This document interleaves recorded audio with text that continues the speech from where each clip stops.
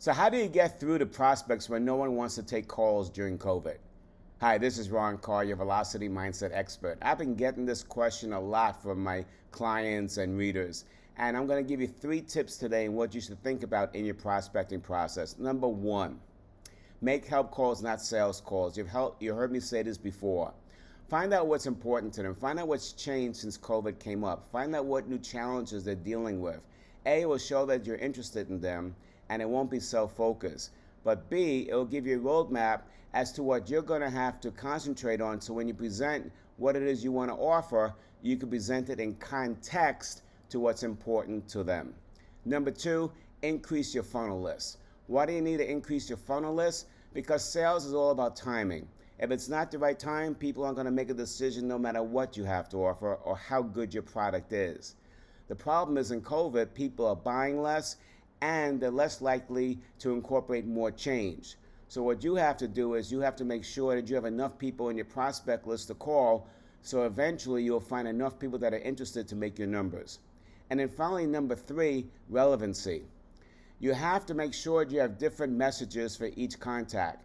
Surveys have shown that it takes between 5 and 7 contacts to get a prospect to call you back. If all you're doing is leaving the same message and the same subject line or the same message on voicemail, and they haven't called you back before, they're probably not going to call you back again. So A, what you want to do is have a core of 4 different messages with different subject lines for email and 4 messages for voicemail. You want to test it, see which ones are producing better results, and use those that are producing better results for the other calls. But number 2, you want to make sure that if it's taking you 5 contacts to a certain prospect, you're not saying the same thing. You got to have different messages to keep their attention. And also, don't be upset if they don't call you back. We're all busy.